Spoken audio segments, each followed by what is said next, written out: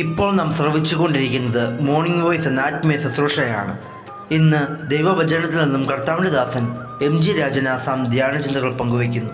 കാലമെല്ലാം തൻ കൈകളാൽ എന്നെ കാത്തിടുവാൻ വഴി നടത്തിടുവാൻ, കാലമെല്ലാം തൻ കൈകളാൽ എന്നെ കാത്തിടുവാൻ വഴി നടത്തിടുവാൻ, കരുത്തനാം അവനെന്നും കരുതിടുന്നവനാം കർത്തനിൽ മാത്രമെന്നാശ്രയമാം, കരുത്തനാം അവനെന്നും കരുതിടുന്നവനാം കർത്തനിൽ മാത്രമെന്നാശ്രയമാം.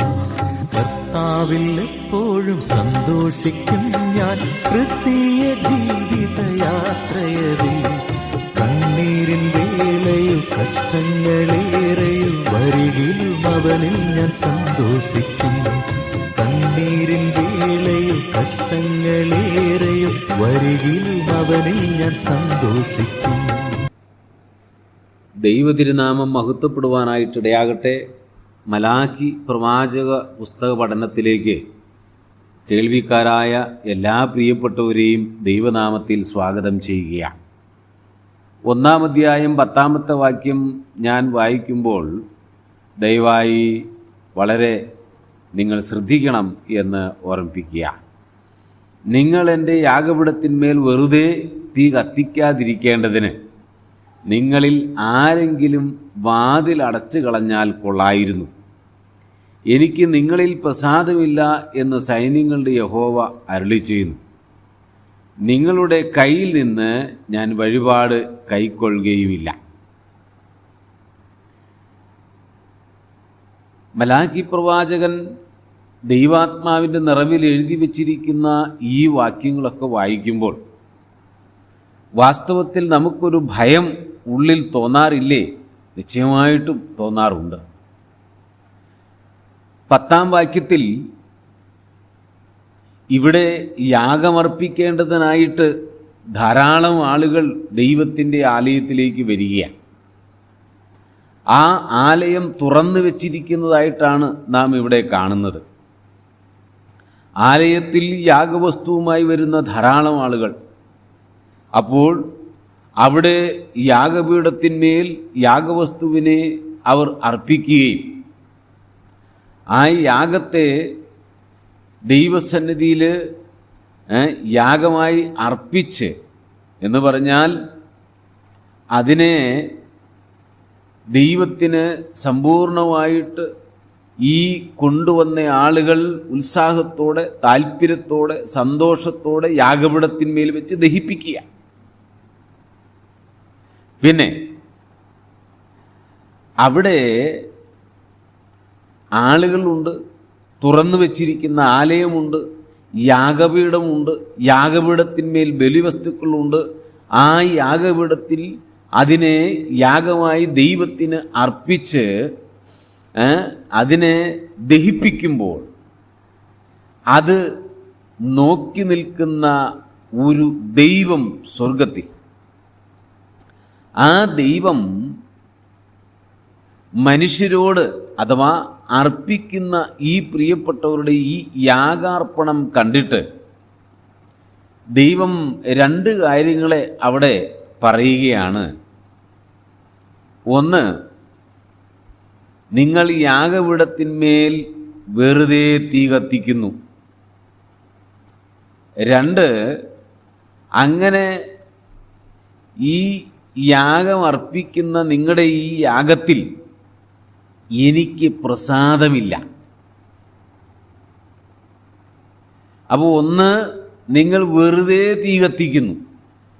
2, നിങ്ങൾ ചെയ്യുന്ന ഈ കാര്യത്തിൽ എനിക്ക് യാതൊരു സന്തോഷവുമില്ല എന്ന് ദൈവം അവിടെ പറയുക.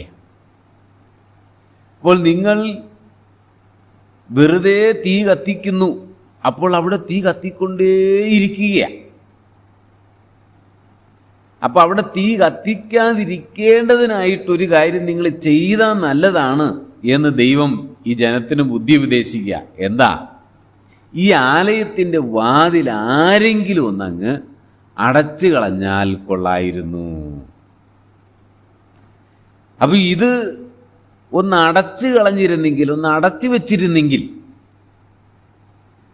എന്ന് പറഞ്ഞാൽ ദൈവം പറയുകയാണ്, വെറുതെ ഈ പരിപാടി നിങ്ങൾ ചെയ്യാതിരിക്കുന്നതാണ് ഏറ്റവും നല്ലത് എന്ന്. എന്നിട്ട് ദൈവം പറയുകയാണ് അവരോട്, എനിക്ക് നിങ്ങളിൽ പ്രസാദമില്ല, നിങ്ങളുടെ കയ്യിൽ നിന്ന് ഞാൻ വഴിപാട് കൈക്കൊള്ളുകയില്ല, നിങ്ങൾ ഈ ചെയ്യുന്ന പരിപാടി ഞാൻ സ്വീകരിക്കുന്നില്ല എന്നാണ് ദൈവം പറയുന്നത്. നാം വളരെ ചിന്തിക്കണം പ്രിയമുള്ളവരെ. ഇസ്രായേൽ ജാതി വളരെ താല്പര്യത്തോടെയാണ് ഈ ആലയത്തിലേക്ക് യാഗവസ്തുവുമായിട്ട് വരുന്നത്. അവർ കൃത്യമായിട്ട് വരുന്നു. ജനത്തിൻ്റെ വലിയൊരു ഒഴുക്കാണ് അവിടെ. ജനം ആവേശത്തോടെയാണ് വരുന്നത്. എന്തിനാ?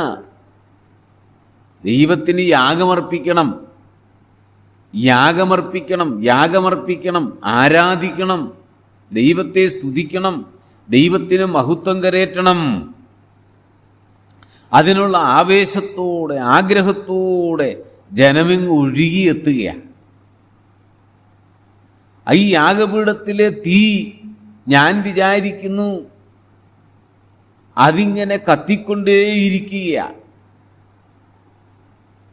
എന്ന് പറഞ്ഞു കഴിഞ്ഞാൽ ജനം കൃത്യമായിട്ട് കൊണ്ടുവരുന്ന യാഗവസ്തു യാഗമായി അർപ്പിച്ച് യാഗപീഠത്തിന്മേൽ വെച്ച് തീ കത്തിച്ച് അതിനെ ദഹിപ്പിക്കുമ്പോൾ ജനത്തിൻ്റെ ഉള്ളിലൊരു ആവേശം, ഒരു സന്തോഷം, ഒരു ആനന്ദം ആ ഉള്ളിൽ നിന്നുണ്ടാകുക. എന്താ? ഞാൻ എന്തോ ചെയ്തു എന്നുള്ളത്.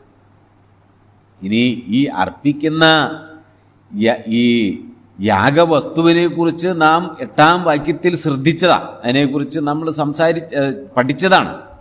ഞാനതിലേക്ക് വീണ്ടും പോകുന്നില്ല. അപ്പോൾ അത് ദൈവത്തിന് പ്രസാദമില്ലാത്ത ഒന്നാണ്. അത് ഒന്നാമത്തെ കാര്യം.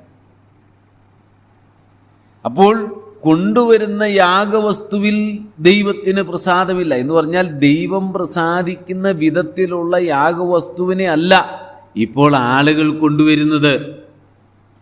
എന്നാൽ അവർ കൊണ്ടുവരുന്നില്ലയോ? ഉണ്ട്. യാഗം അർപ്പിക്കുന്നില്ലയോ? ഉണ്ട്. ഈ കാര്യങ്ങളൊക്കെ കൃത്യമായിട്ട് അടുക്കോടെ ഇവർ ചെയ്യുന്നില്ലയോ? ചെയ്യുന്നുണ്ട്. അവർ ചെയ്യുന്ന കാര്യങ്ങൾക്കൊരു കുറവുമില്ല. കൃത്യതയോടെ അവർ ചെയ്യുന്നുണ്ട്. ഉത്സാഹത്തോടെ കൊണ്ടുവരുന്നുണ്ട്. അവർ യാഗം അർപ്പിക്കുന്നുണ്ട്. ഇനി രണ്ടാമത്തെ കാര്യം അവിടെ രേഖപ്പെടുത്തിയിരിക്കുന്നത് ദൈവം പറയുകയാണ്, ഒന്ന്, അവർ കൊണ്ടുവരുന്ന യാഗവസ്തുവിൽ ദൈവത്തിന് പ്രസാദമില്ല. 10-ാം വാക്യത്തിൽ ഇവിടെ പറയുകയാണ്, എനിക്ക് നിങ്ങളിൽ പ്രസാദമില്ല. ആരിൽ പ്രസാദമില്ല? യാഗമർപ്പിക്കുന്ന ഈ ആളുകളിൽ ദൈവത്തിന് പ്രസാദമില്ലെന്നാണ് രേഖപ്പെടുത്തിയിരിക്കുന്നു. അപ്പോൾ യാഗം അർപ്പിക്കുന്നവരെ ദൈവത്തിന് ഇഷ്ടമല്ലെന്നാണോ അതിൻ്റെ അർത്ഥം? അങ്ങനെയല്ല, അങ്ങനെ തെറ്റിദ്ധരിക്കരുത്. ദൈവത്തിന് യാഗം അർപ്പിക്കുന്നവരെ ദൈവത്തിന് ഇഷ്ടമാണ്. ദൈവത്തെ ആരാധിക്കുന്നവരെ ദൈവത്തിന് ഇഷ്ടമാണ്. ദൈവത്തെ സ്തുതിക്കുകയും ദൈവത്തെ അനുസരിക്കുകയും ദൈവ വഴിയിൽ നടക്കുകയും ദൈവത്തിൻ്റെ കൽപ്പനകളെ പ്രമാണിക്കുകയും ദൈവത്തിൻ്റെ വചനം പഠിക്കുകയും വചനത്തിനനുസരിച്ച് ജീവിക്കുകയും ചെയ്യുന്ന എല്ലാ മനുഷ്യരെയും ദൈവത്തിന് ഇഷ്ടമാണ്.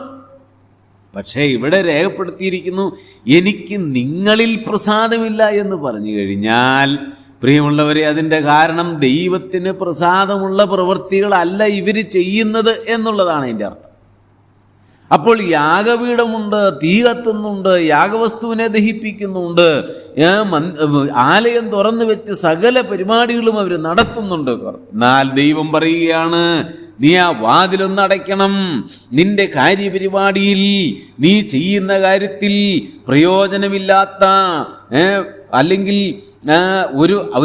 ഒരു അർത്ഥമില്ലാത്ത, ഒരു പ്രയോജനമില്ലാതെ നീ ചെയ്തുകൊണ്ടിരിക്കുന്ന ഈ കാര്യത്തിൽ എനിക്ക് പ്രസാദമില്ല.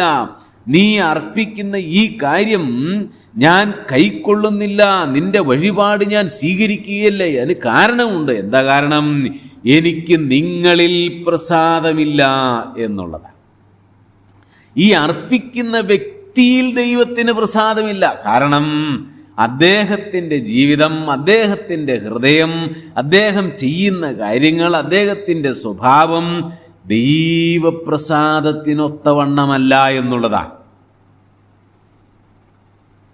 എന്നെ കേൾക്കുന്ന പ്രിയ സഹോദര സഹോദരി, ഇസ്രായേൽ ജാതി വലിയൊരു പരാജയത്തിലാണ്.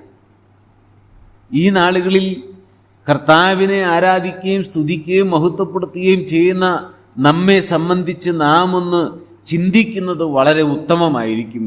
എന്തെന്ന് വെച്ചാൽ, എല്ലാ ആഴ്ചകളിലും ദൈവത്തെ ആരാധിക്കാൻ ദൈവസഭകളിൽ കടന്നു പോവുകയും ദൈവത്തെ ആരാധിക്കുകയും ആരാധിച്ച സന്തോഷത്തോടുകൂടി ഭവനത്തിലേക്ക് മടങ്ങി വരികയും ചെയ്യുന്നവരാണ് നാം ഓരോരുത്തരും. ഒരു സൺഡേയിലൊന്ന് ആരാധിച്ച് മടങ്ങി വരുമ്പോൾ ഒരു പ്രത്യേക സന്തോഷം. പല ആളുകളും കേട്ടിട്ടുണ്ട്, ആരാധിച്ച് മടങ്ങി വന്നപ്പോൾ ജീവിതത്തിൽ എന്തോ ഒരു ആനന്ദമാണ്, എന്തോ ഒരു സന്തോഷമാണ്. എന്നാൽ ഇന്ന് ഒരു ചോദ്യം നമ്മോട് തന്നെ ചോദിക്കുവാൻ ദൈവത്തിൻ്റെ ആത്മാവ് മലാഖി മുഖാന്തരം നമ്മെ പ്രബോധിപ്പിക്കുകയാണ്. എന്താണ്? ഇങ്ങനെയൊരു ചോദ്യം ദൈവത്തോട് ഞാനും താങ്കളും ചോദിക്കണം. കർത്താവേ, ഞാൻ ആരാധിച്ചു, ഞാൻ ദൈവത്തെ സ്തുതിച്ചു, ഞാൻ പാട്ടുപാടി ദൈവസന്നിധിയിൽ ഇരുന്നു, ചിന്തകൾ പറഞ്ഞു, ചിന്തകൾ കേട്ടു, കർത്താവിൻ്റെ മേശയിൽ നിന്ന് പങ്കെടുത്തു, മെസ്സേജുകൾ കേട്ടു, ദൈവത്തിന് കൊടുക്കാനുള്ളത് കൊടുത്തു, എല്ലാം ചെയ്ത് ഞാൻ മടങ്ങി വീട്ടിലേക്ക് പോകുന്നതിന് മുമ്പേ, ആലയം വിടുന്നതിന് മുമ്പേ ദൈവസന്നിധിയിൽ ഒരു ചോദ്യം, കർത്താവേ, ഞാൻ അർപ്പിച്ച ഈ ആരാധന നീ സ്വീകരിച്ചുവോ? 1. 2, എൻ്റെ ദൈവമേ, എന്നിൽ നിനക്ക് പ്രസാദമുണ്ടോ? 2 ചോദ്യം ദൈവത്തോട് നാം നിശ്ചയമായിട്ടും ദിവസങ്ങളിൽ ചോദിക്കണം. കാരണം എന്നിൽ പ്രസാദമില്ലെങ്കിൽ ഞാൻ അർപ്പിക്കുന്ന എൻ്റെ ആരാധനയിലും ദൈവത്തിന് പ്രസാദമില്ല. ഞാൻ എങ്ങനെയുള്ളവനാണ്, ഞാൻ എങ്ങനെയാണ് ദൈവസന്നിധിയിലായിരിക്കുന്നത്, എന്നിലുള്ള ദൈവഭക്തി എത്രത്തോളം ഉണ്ട്, ഞാൻ ദൈവസന്നിധിയിൽ പ്രസാദമുള്ളവനാണെങ്കിൽ മാത്രമേ എൻ്റെ ആരാധനയിൽ ദൈവം പ്രസാദിക്കുന്നുള്ളൂ. ആകയാൽ പ്രിയമുള്ളവരെ, 1, എന്നിൽ ദൈവം പ്രസാദിക്കുന്നുവോ? 2, ഞാൻ അർപ്പിച്ച ആരാധനയിൽ ദൈവത്തിന് പ്രസാദമുണ്ടോ? ഈ കാര്യങ്ങളെ ചിന്തിക്കുവാൻ ദൈവത്തിൻ്റെ പരിശുദ്ധാത്മാവ് നമ്മെ സഹായിക്കട്ടെ. കർത്താവിൻ്റെ പൊന്നുനാമം മഹത്വപ്പെടട്ടെ.